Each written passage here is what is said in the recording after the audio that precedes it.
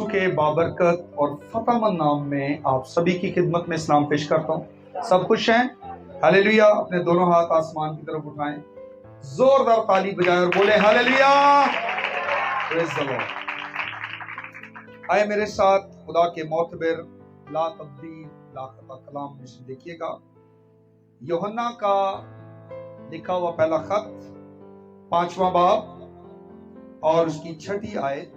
खुदा के कलाम में यूं मरकूम है, यही है वो जो पानी और खून के वसीला से आया था, यानी यीशु मसीह। वो ना फक्त पानी के वसीला से बल्कि पानी और खून दोनों के वसीला से आया था। खुदावंद के जिंदगी बख्श कलाम के पढ़े और सुने जाने पर जिंदा खुदा की बरकत हो। आमीन। सब बोले आमीन। खुदावंद आज शुभ हमारी रहनुमाई करना चाहता है ताकि हम उसके रूह के वसीला से इस बात को समझ सकें कि खुदा का बेटा यीशु पानी और खून के वसीला से इस दुनिया में आया था। बेशुमार लोग ऐसा ईमान, ऐसा अकीदा रखते हैं जो खुदावंद यीशु अल मसीह का खुदा का बेटा होने का इनकार करते हैं। वो कहते हैं कि खुदावंद यीशु मसीह जिस तरह आम बच्चे दुनिया में आते हैं, आम हैं, इसी तरह जीसस का जन्म, यीशु मसीह की पैदाइश, यीशु का पैदा होना, दुनिया में आना, वो भी आम बच्चों की तरह ही था, आम इंसानों की तरह था। लेकिन बाइबल मुकद्दस बयान करती है यीशु मसीह की पैदाइश, मौजज़ाना तौर पर उसका पैदा होना। जब आप लूका की अंजील उसका पहला बाब और उसकी 35 आयत को पढ़ते हैं तो खुदा के कलाम में यूं लिखा हुआ है, और फरिश्ता ने जवाब में उससे कहा कि रूहुल कुद्स तुझ पर नाजिल होगा और खुदा ताला की कुदरत तुझ पर साया डालेगी, और इस सबब से वो मौलूद मुकद्दस खुदा का बेटा कहलाएगा। यही है वो जो पानी और खून के वसीला से दुनिया में आया, मेरा और आपका फिदिया देने के लिए, मेरा और आपका इवजी होने के लिए। खुदावंद यीशु मसीह आम इंसानों की तरह का नहीं था, बल्कि बाइबल बयान करती है कि उसको खुदा ने एक खास बदन दिया। क्योंकि हम किताबे मुकद्दस में पाते हैं कि खुदा ने इस्राएल को कुर्बानियां चढ़ाने का हुक्म दिया, कुर्बानियां गुजरानने का कहा, और जरूरी यह था कि जिस जानवर को वो कुर्बान करें उसकी सोख्तनी कुर्बानी करें, उसको ज़बा करें। लाजिम था कि वो बर्रा, वो बछड़ा बेगुनाह हो, बेऐब हो, उसके अंदर किसी किस्म का कोई नक्श ना हो, बेऐब। और ये है खुदा का बर्रा, ये बेऐब, बेदाग और पाक खुदा का बर्रा था।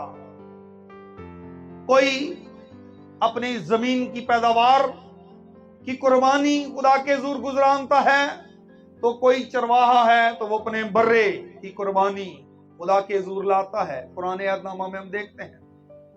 लेकिन खुदा को परफेक्शन चाहिए, बेऐब चाहिए, बेऐब कुर्बानी चाहिए। बाइबल बयान करती है सब ने गुनाह किया और सब खुदा के जलाल से महरूम है। अब उसको एक ऐसी कुर्बानी के लिए ऐसा बर्रा चाहिए जो बेऐब हो और सारी दुनिया का इब्जी बने। कई कहते हैं कि वो आम इंसान था। पानी और रूह के मायने वो इस तरीके से बयान करते हैं कि यीशु मसीह आम बच्चों की तरह, आम इंसानों की तरह था, इस दुनिया में आया, एक बच्चे की सूरत में पैदा हुआ। यानी वो मानते हैं कि यीशु मसीह की जात में गुनाह था और पानी का बपतिस्मा लेने के सबब से यीशु मसीह पाक हुआ, उसके गुनाह माफ हुए। ये थॉट्स, ये ख्यालात टोटली गलत है। Yeshu Masih as a Christ, as a messiah दुनिया में आया। यह नहीं है कि जब यीशु दुनिया में आया, उसने बपतिस्मा लिया, तब वो मसाया बना, तब वो क्राइस्ट बना। ऐसा नहीं था। ये कई लोगों की सोच है। कई लोग इस ईमान में जिंदगी गुजार रहे हैं, वो जीसस का खुदा होने को डिनाई करते हैं, इनकार करते हैं। कई कहते हैं जब यीशु ने पानी का बपतिस्मा लिया, पानी से ऊपर आया, तो रूहुल कुद्स जो है वो कबूतर की जिस्मानी सूरत में जब जीसस पर आकर ठहरा, देन वो क्राइस्ट बना, तब वो मसाया बना। उससे पहले वो सिर्फ यीशु था, वो आम इंसान था। बाइबल हमें ये तालीम नहीं देती। नबियों ने पेशनगोइयां की हैं, नबियों ने उसके आने के बारे में बताया कि मसाया आएगा, क्राइस्ट आएगा। यीशु मसीह जब सलीब पर अपनी जान दे रहा था, उसकी आखिरी सांस तक, इस बदन के अंदर की बात कर रहा हूं, जब तक जमीनी जिंदगी की बात कर रहा हूं, अपनी जमीनी जिंदगी में अपने आखिरी दम तक, आखिरी सांस तक वो मसाया था, वो क्राइस्ट था, वो आम इंसान नहीं था। यही है जो पानी और खून के वसीला से आया। जीसस क्राइस्ट कोई आम शख्स नहीं था।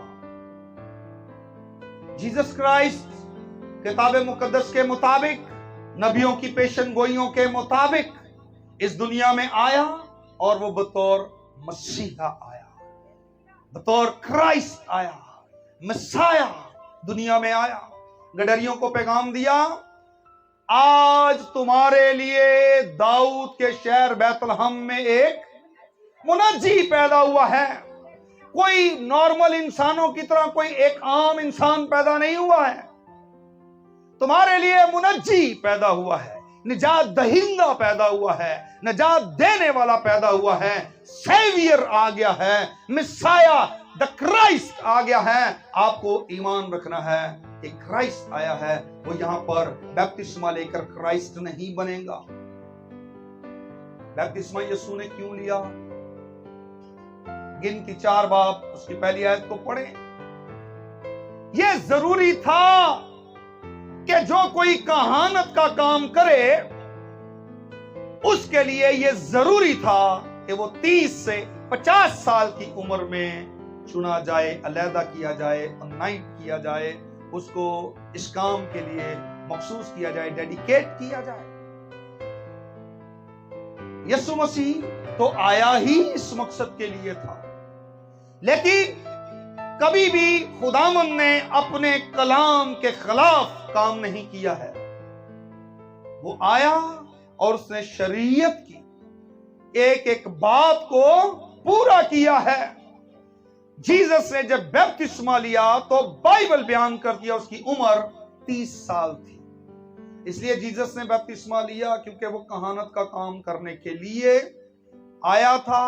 अजली काहिन है, हाई प्रीस्ट, चीफ प्रीस्ट है, और वही है जो उस पाक तरीन मुकाम में बैलों, बकरों और बछड़ों का खून लेकर नहीं, बल्कि अपना ही खून लेकर एक ही बार पाक तरीन मकाम में दाखिल हो गया ताकि मेरी और आपकी अब्दी खलासी करा दे। हालेलुया। यही है जो पानी और खून के वसीला से दुनिया में आया। जब यीशु ने अपनी जान दी तो लिखा उसकी पसली में भाला मारा गया और वहां से खून और पानी बह निकला। यही है वो जो पानी और खून के वसीला से दुनिया में आया। मेरा और आपका इवजी है, मेरा और आपका सब्स्टिट्यूट है, सब्स्टिट्यूशनल डेथ। यीशु मसीह इवजी है, हमारे बदले मरा है और हमें हमेशा की जिंदगी दी है। देखें 7वीं आयत क्या कहती है। पहला यूहन्ना 5वां बाब 7 आयत को देखिएगा।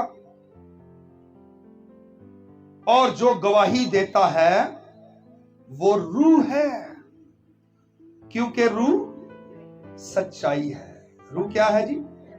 सच्चाई है। जो गवाही देता है वो रूह है, होली स्पिरिट। अब 3 चीजें, रूह, पानी और खून। लिखा ये तीनों मुत्तफिक हैं।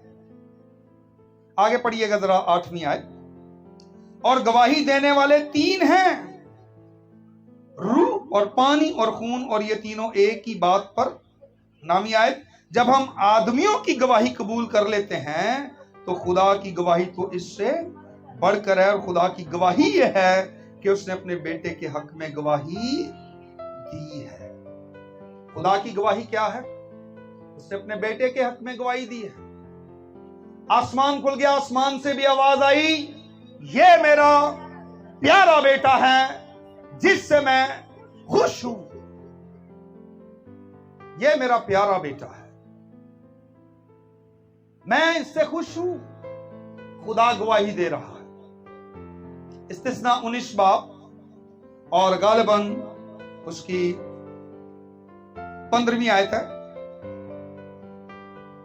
यहां पर लिखा है 2 या 3 लोग गवाही दें तो बात पक्की समझी जाए। कितने लोगों की गवाही को पक्का समझ है कलाम? 2 या यहां पर कितने लोग गवाही दे रहे? रूह, पानी और खून।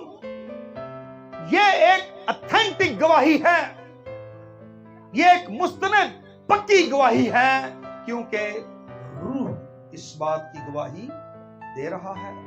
रोमियो 5:8। लेकिन खुदा अपनी मोहब्बत की खूबी हम पर यूं जाहिर करता है कि जब हम गुनहगार ही थे तो मसीह हमारी खातिर हुआ। खुदा की मोहब्बत है। रूह हमारे दिल के अंदर इस बात को डालता है, हमें कायल करता है। पाक रूह इस बात की गवाही देता है, जिस तरह कलाम में लिखा है कि रूह हक आएगा और वो तुम्हें इंफॉर्मेशन देगा, तुम्हें खबरें देगा। ये पाक रूह है जो आपको खुदा के बेटे के बारे में इल्म फराहम कर रहा है, जो आपको खुदा के बेटे के बारे में बता रहा है। ये वो इंफॉर्मेशन है जो लोगों के पास नहीं है, और लोग इस इंफॉर्मेशन को, इस गवाही को, इस बात को, इस मुकाशफा को तस्लीम नहीं करते।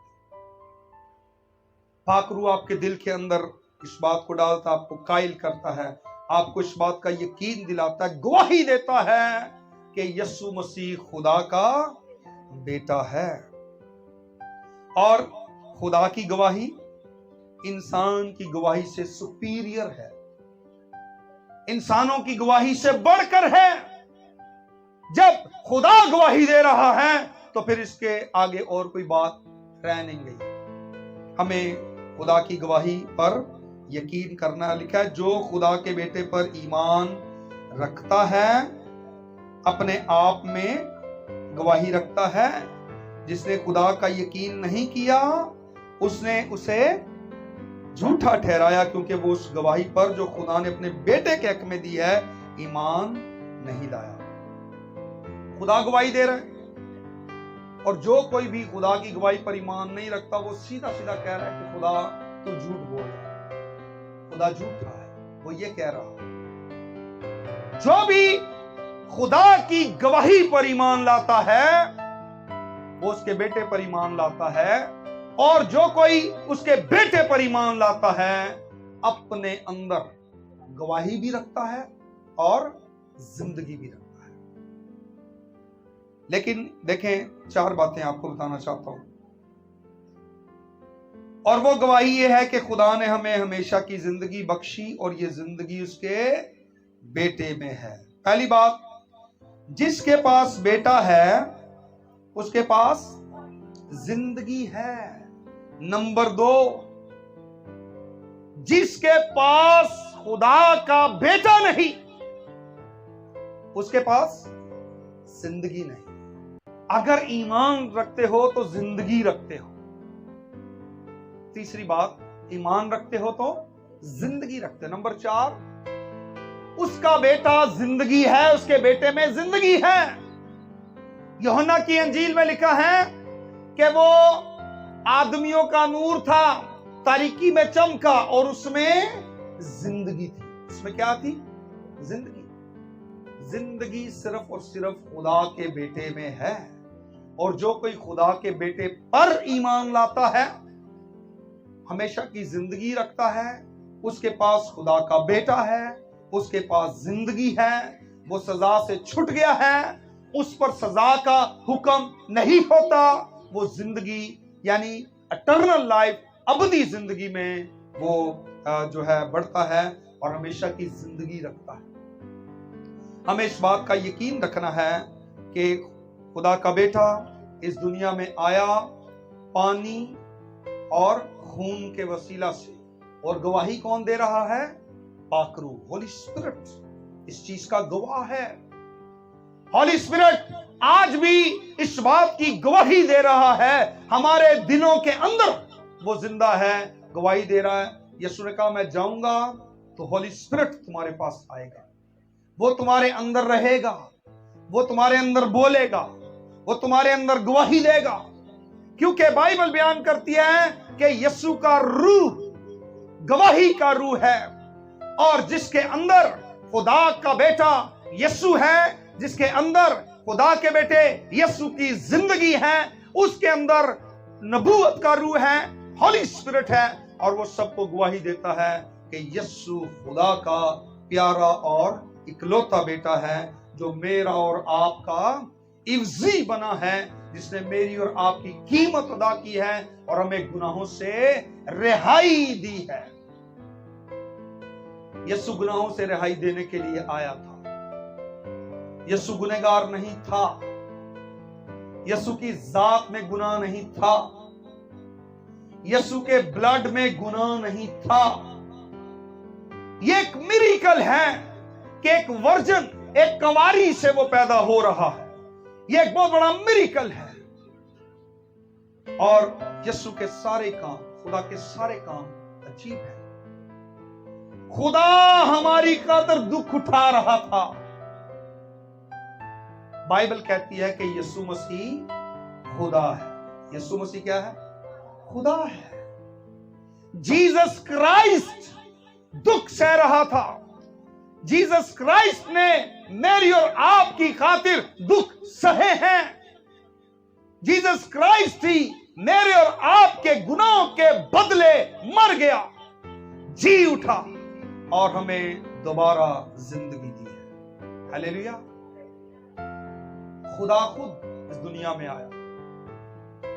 खुदा ही है जो पानी और खून के वसीला से दुनिया में आया, क्योंकि आदम का ब्लड इस लायक नहीं था, ना ही किसी जानवर का ब्लड इस लायक था कि किसी इंसान के बदले किसी का सब्स्टिट्यूट हो सके, किसी का इवजी बन सके। खुदावन ने आदम से कहा, जमीन तेरे सबब से लानती हुई। जमीन से पैदा होने वाली हर एक चीज लानती है।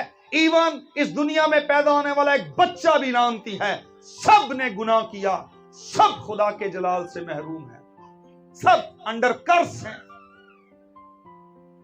सबके ब्लड की लाइन एक ही है, आदम से, जिसने गुनाह किया था। कंवारी से पैदा होना, जीसस के ब्लड की लाइन चेंज करना, या यूं समझे कि वो ब्लड जो लानतों और गुनाह से मुबर्रा और पाक था, उस ब्लड की जरूरत थी, क्योंकि खुदा कुर्बानी के अंदर होलीनेस, परफेक्शन चाहता है। और ये प्योरिटी, परफेक्शन, होलीनेस सिर्फ और सिर्फ जीसस के ब्लड, किसी जानवर, किसी इंसान के ब्लड में ये प्योरिटी नहीं थी। इतना खालिस, इतना पाक किसी इंसान, किसी जानवर का ब्लड नहीं था। सिर्फ यीशु का खून पाक, बेऐब, बेदाग है। वही हमारा इवजी हुआ है और वही इस लायक था कि मेरे और आपके बदले कुर्बान होता और हमें गुनाहों से रिहाई देता। सिर्फ यीशु ही इस लायक था, उसने ऐसा किया और हमें गुनाहों से रिहाई दी। आमीन। आइए अपने सरों को झुकाएं और जिंदा खुदा की शुक्रगुजारी करें। Thank you ji.